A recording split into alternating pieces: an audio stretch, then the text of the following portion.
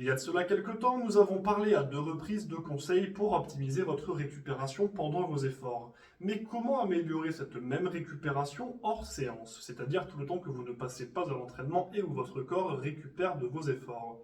C'est ce que nous allons voir aujourd'hui avec 2 conseils pour booster votre récupération en essayant d'aller plus loin que les classiques, pensez à bien manger et bien dormir et gérer votre charge d'entraînement.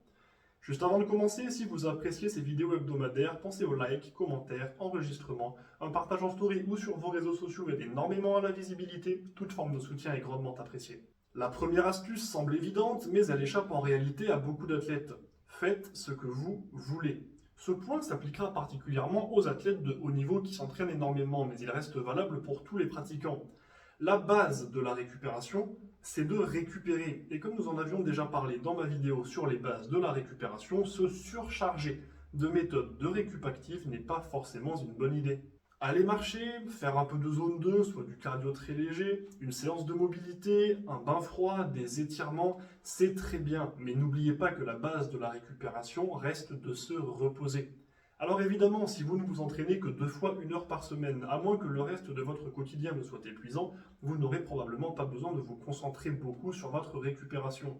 En revanche, pour les athlètes de haut niveau qui s'entraînent énormément, vous n'avez probablement pas besoin de vous rajouter du temps de pratique sur vos temps de repos. Pour que votre organisme se repose, faites les activités que vous voulez. Prenez le temps de faire une sieste, autorisez-vous une partie de jeu vidéo, sortez en ville avec des amis, regardez un match de foot sur votre canapé. À vouloir à tout prix optimiser votre récupération, vous finissez par la retirer de votre planning. Alors rendez-vous service, autorisez-vous à prendre du vrai repos et laissez à votre corps le temps de souffler. Cela aura en plus des effets positifs sur votre mental, et c'est d'ailleurs le second point que nous allons aborder. Reposez-vous aussi bien mentalement que physiquement.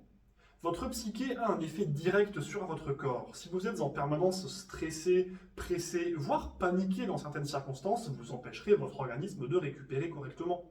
Vous avez besoin de vous reposer, et pour cela, un esprit serein est essentiel. Alors certes, c'est plus facile à dire qu'à faire, et il sera compliqué de gérer les événements hors de la sphère sportive, mais vous pouvez exercer votre contrôle sur vos pensées liées au sport. D'expérience, beaucoup d'athlètes ont des difficultés à prendre du temps de repos, et cela a été mon cas également. On a envie de continuer à s'entraîner, d'optimiser nos capacités, et on a l'impression que le temps off nous est délétère. Ce n'est évidemment pas le cas, mais en gardant cet état d'esprit, on se nuit à nous-mêmes. Votre corps ne pourra pas profiter de ces temps de récupération si vous les détestez et si vous passez chaque seconde à attendre qu'ils finissent. De la même manière, si vos pensées restent obsédées par votre entraînement alors que vous n'y êtes pas, c'est un facteur de repos que vous enlevez. Tout comme votre corps, votre esprit a besoin de moments coupés de votre pratique pour se reposer et vaquer à d'autres occupations. C'est lui qui gère vos pensées, vos réflexions, vos réactions, vos émotions. Alors pensez-vous vraiment que lui refuser un mouvement d'insouciance pour essayer de déterminer si votre série de 5 squats à venir le lendemain va passer à RPE 7,5 ou si tragédie, il va monter jusqu'à 8? Évidemment que non. Et si vous avez répondu oui, il va peut-être falloir travailler un petit peu là-dessus. J'espère que cette vidéo vous a été utile. Si vous avez des questions sur le sujet que nous venons d'aborder ou d'autres interrogations sur le monde du sport en général ou même sur votre cas spécifique, contactez-moi pour me les poser afin que je puisse vous aider. Si vous cherchez un coach, préparateur physique ou que vous voulez que nous travaillions ensemble, mettez-vous en contact avec moi.